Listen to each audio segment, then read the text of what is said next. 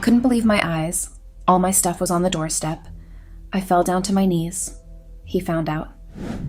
Hey Reddit. First time posting on here, but a long time user of Reddit. It's been a tough few weeks and I never thought I'd be here sharing my story. I've seen a lot of stories on Reddit, but never once did I think I'd be writing mine too. I guess I'm still in shock and trying to make sense of everything that's happened. Hence, why I'm turning to Reddit to rant and also get some advice on how to proceed with things in general. James, 33 male, and I, 32 female, have been together for 7 years, married for 3, and we have a 5-year-old who I'll call Lucas for anonymity. We had met in college, and it was like a fairy tale at first. He was charming, intelligent, and made me feel like the most special person in the world. Our relationship had its ups and downs like any other, but I always believed we could weather any storm. Like I mentioned before, things were honestly great between me and James in the beginning, and even until I met Evan. James worked in a physically demanding job and earned really well. The job had been lined up for him even before we graduated, as his uncle owns the company. I, on the other hand, was a stay-at-home mom. After our son Lucas was born, I decided to stay home to take care of him. It made sense given James's high-paying job and the cost of childcare. At first it was wonderful. I loved spending time with Lucas, watching him grow, and being there for all his firsts. His first smile, his first steps, his first words. These were moments I cherished deeply.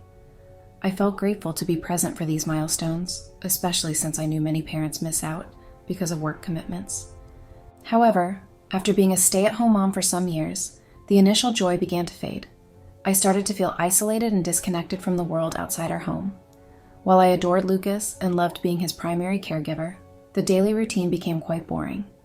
Every day was just a repetitive cycle of feedings, diaper changes, and trying to get a few moments of rest. James worked long hours, often leaving early in the morning and coming home late at night. He was doing his best to provide for us, and I appreciated his hard work, but it meant that I was alone with Lucas for most of the day. When James did come home, he was exhausted. We rarely had time for ourselves as a couple, and our relationship began to suffer. I tried to talk to James about how I was feeling, but it was difficult. He was always so tired and stressed from work, and I didn't want to burden him with my problems. When we did talk, he tried to be supportive and suggested I join some mom groups or find a hobby to keep myself busy. I appreciated his suggestions, but it wasn't enough. The loneliness was overwhelming. One day, I decided to join a local playgroup for parents and children. I hoped it would be a way to meet other moms and maybe make some friends. I was craving adult conversation and the company of others who were in the same boat. That's where I met Evan. He was one of the few dads who came regularly, and we hit it off right away. Evan was easy to talk to, and he seemed to understand exactly what I was going through. He would listen without judging, and our talks made me feel seen and heard in a way I hadn't felt in a long time. It was refreshing to talk to someone who got the challenges and frustrations of being a stay-at-home parent. We swapped stories about our kids, laughed about the small stuff, and supported each other. At first, it was just friendly chats during playgroup, but soon we started texting and meeting up outside of the group. Evan made me laugh and reminded me of the person I used to be before motherhood took over my life. I started to look forward to our conversations more and more. I tried to convince myself that I didn't have feelings for Evan and that I just saw him as a friend. After all, it was comforting to have someone who understood my situation so well. A big part of the connection was that Evan was also a stay-at-home parent. We were both navigating the same daily routines and struggles, which created a strong bond between us. At first, things were just platonic between us. We would text outside of the playgroup meetups, but we didn't cross any boundaries. We would hang out, confide in each other, and talk about the things bothering us. Evan would vent about his frustrations at home, especially the issues he was having with his wife. They were having trouble in the bedroom, and he felt neglected and unwanted. I would complain about how monotonous and repetitive motherhood was, and how I never expected it to be this way. I shared my feelings of isolation and the strain it was putting on my marriage with James. I talked about how James's long work hours left me feeling lonely and unsupported. Evan was a great listener, and he provided a shoulder to lean on when I needed it most. As our friendship deepened, I guess the lines between friendship and something more just began to blur. The more time we spent together, the more I found myself relying on Evan for emotional support. He was always there when I needed to talk, and he made me feel valued and appreciated. I started to realize that my feelings for Evan were growing stronger, but I pushed those thoughts aside. I told myself that it was just the loneliness and the need for companionship that made me feel this way. But the more I tried to suppress my feelings, the more they intensified. Evan was going through a rough patch in his marriage, and I felt like I was the only one who truly understood him. Our conversations became more personal, and we began to confide in each other about our deepest fears and insecurities. We talked about our dreams, our hopes for the future, and the things that made us happy. One afternoon, we decided to meet up at a coffee shop while our kids were at playgroup. It was a welcome break from our usual routine, and we enjoyed the chance to talk without the constant interruptions from our children. As we sat there, sipping our coffee and just talking, I realized just how much I had come to depend on Evan's company. He made me feel alive in a way I hadn't felt in years. That day marked a turning point in our relationship. The connection between us grew stronger, and we started spending more time together outside of the playgroup. We would meet up for lunch, take our kids to the park, and even go for walks in the evening when our spouses were busy. The more time we spent together, the more I found myself drawn to Evan. He was kind, understanding, and always knew how to make me laugh. Eventually, our friendship crossed the line into something more. It started with a simple touch, a brush of the hand, long hugs, but that quickly escalated into kissing, and before I knew it, we were having sex. I knew what we were doing was wrong, but I couldn't help myself. Evan made me feel wanted and desired, and I craved that attention. The guilt of our affair weighed heavily on me. I felt like I was living a double life, pretending everything was fine at home while sneaking around with Evan. I knew I was betraying James, and the thought of hurting him made me sick. But I couldn't bring myself to end things with Evan. He had become my escape, my lifeline, and I didn't know how to let go. As our affair continued, I became more and more distant from James. He started to notice the changes in me, the late-night texts, the sudden need to leave the house without explanation. He confronted me several times, asking if there was someone else, but I always denied it. I couldn't bear the thought of him finding out the truth. So that, even though I knew what I was doing was wrong, and even though I could see all the red flags, I refused to end things with Evan. We had become very dependent on each other, and the closer I got to Evan, the more distant I became from James. I didn't rely on him for emotional support anymore. Evan was my go-to person for everything. He was the one I called when I was having a tough day or needed someone to talk to. We had a deep emotional bond, and it felt like he understood me better than anyone else. With James, our conversations became shallow and infrequent. The warmth and connection we once had faded. James noticed the change in me, and I could see the confusion and hurt in his eyes, but I pushed him away, because I had convinced myself that Evan was the one who truly cared about me. James, on the other hand, was becoming increasingly suspicious. He would ask me where I was going, why I was coming home late, and who I was texting so frequently. Each time, I would lie and create elaborate stories to cover my tracks. The guilt gnawed at me, but I couldn't stop. The fear of losing Evan was honestly greater than the fear of getting caught. One evening, after another argument with James, I found myself confiding in Evan about how distant and strained my marriage had become. Evan listened patiently, reassuring me that everything would be okay. He told me that I deserved to be happy, and that James was the one who had changed, not me. His words were comforting, and I stuck to them and started using them to justify my actions.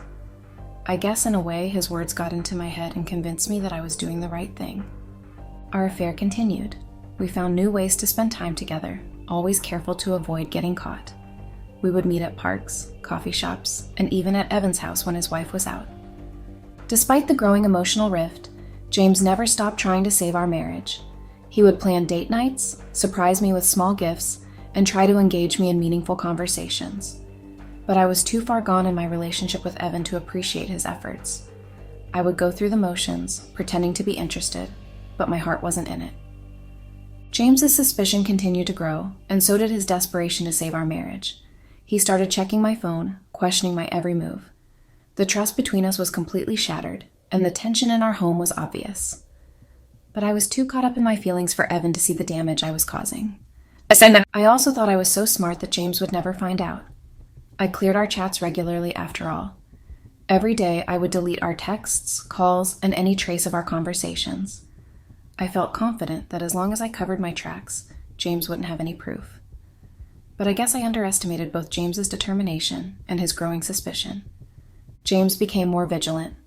He noticed the little things I hadn't even thought about. The way I always kept my phone close, the sudden smiles and chuckles at messages I claimed were from friends, and the increased number of errands I had to run. His attempts to talk about our relationship were met with defensiveness and irritation from me, and that made him even more suspicious. One night, after yet another heated argument, James told me he felt like he was losing me, that he couldn't understand why I was so distant. I dismissed his concerns, telling him he was being paranoid and overreacting, but deep down, I knew he was right. I could see the pain in his eyes, but I was too far gone to turn back. Weeks went by, and James's actions became more desperate. He installed a tracking app on my phone, something I didn't discover until much later. He began asking our friends if they had noticed anything unusual, trying to piece together the puzzle. I should have known that my affair would eventually catch up with me because I was too cocky. I guess I was just waiting for the other shoe to drop, and when it finally did, it shattered my world. Part of why I felt so invincible was because I believed James would never figure out I was cheating. Looking back, I see now that he was in denial, not wanting to believe that I could betray him after all of our years together. The day everything went down was particularly stressful. I met Evan at our usual coffee shop, hoping to spend some time together. We had planned to go to his house, but unexpectedly his wife was home, so we had to settle for the coffee shop. After a while, Evan had to leave to pick up his kid from school. Unlike him, I didn't have that responsibility because James had assured me he would handle it that day. Relieved, I headed home, expecting to greet Lucas when James dropped him off. But as I approached the doorstep, my heart sank. All my belongings were piled up on the doorstep. I immediately fell to my knees. I knew. The only reasonable answer for this was that he found out. Panic shot through me like an electric shock. I got up and started knocking on the door, hoping against hope that someone would answer, but it was clear the house was empty. Desperation set in, and I dialed James's number repeatedly. At first, he ignored my calls, but persistence paid off, and he finally picked up. His voice was very cold and distant, and he confirmed what I feared most. He knew about Evan and me. In that moment, he shattered any hope I had left. James calmly informed me that he was filing for divorce and that I would soon be served with papers. He told me he was done, that there was nothing left to salvage. I started crying and pleading with him to reconsider, promising to do anything to save our marriage, even suggesting couples therapy. But his decision was final. He hung up without another word. I had to gather my belongings and call my friend E. She was a friend who had always been there for me. She helped me pack up my things and drove me to my parents' house. I was consumed with regret. If only I hadn't gone to see Evan that day. If only I had been more careful. Maybe I could have avoided this devastation.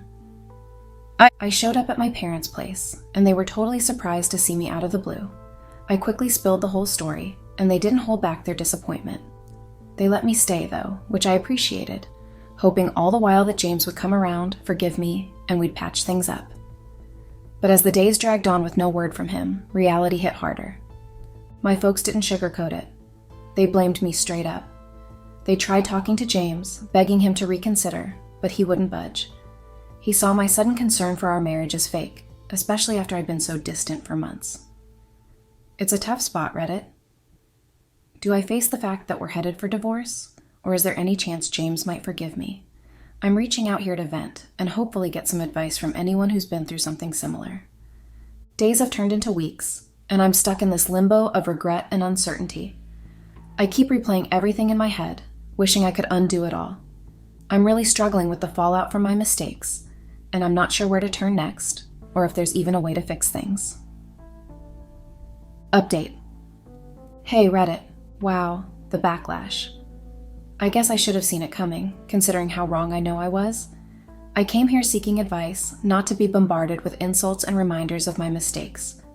The DMs and messages have been brutal, with people questioning what I expected from my husband and hurling all kinds of hurtful comments my way. It's been tough, but I'm starting to grow a thick skin to it all.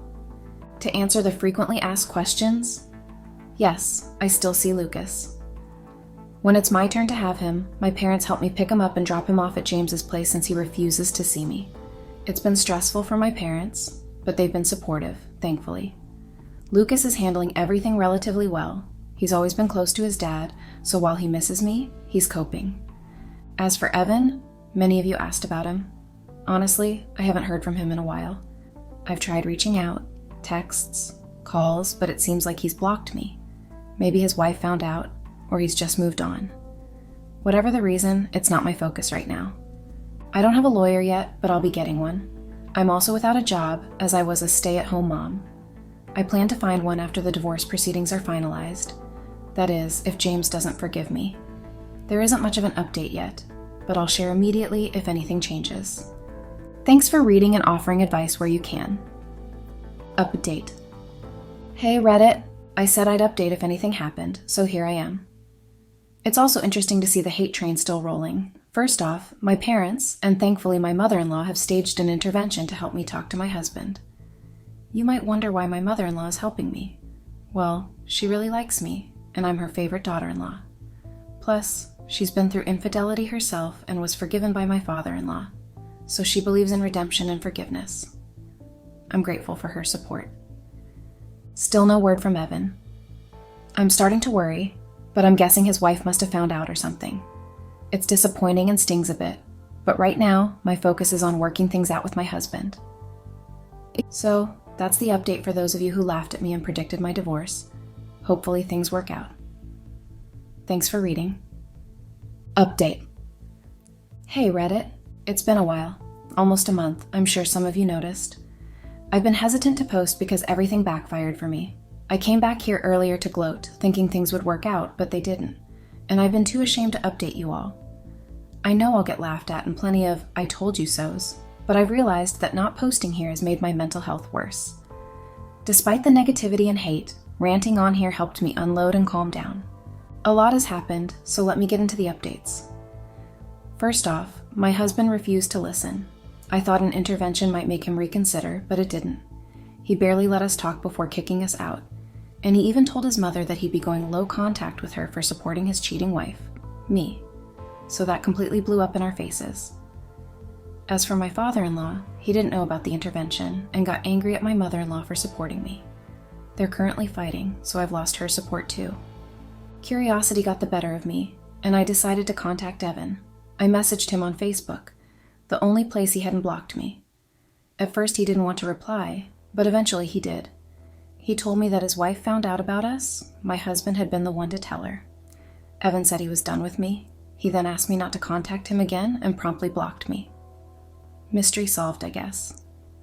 On top of everything, I've been served divorce papers, so James is serious. I feel numb and incredibly sad. I've cried, pleaded, and feel utterly defeated. I don't even know what to do anymore. Update. Hey Reddit, just jumping on here to vent. Screw my friends. I know they probably stumbled upon my post and found out I cheated. Apparently James hadn't told them about what happened, and when they connected the dots from my post, they bombarded me with calls and messages, demanding to know how I could do such a thing. I had to block them. It hurts a lot to lose my friends too, but if they're choosing to side with James over me, then screw them. And I'm sure they'll read this update too, as they've already messaged me on Reddit, and I've had to block them here too. So, to my so-called friends, if you're creating new accounts just to read this, fuck you guys. Update. Hey Reddit, it's me again, back with my final update. I mean it this time.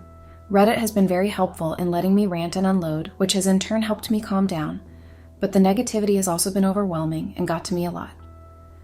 It's been months since my last update, and the divorce has been finalized, so I'm here to give you guys the full story, and this will probably be my last update. First off, I didn't get anything out of the divorce because we had a prenuptial agreement.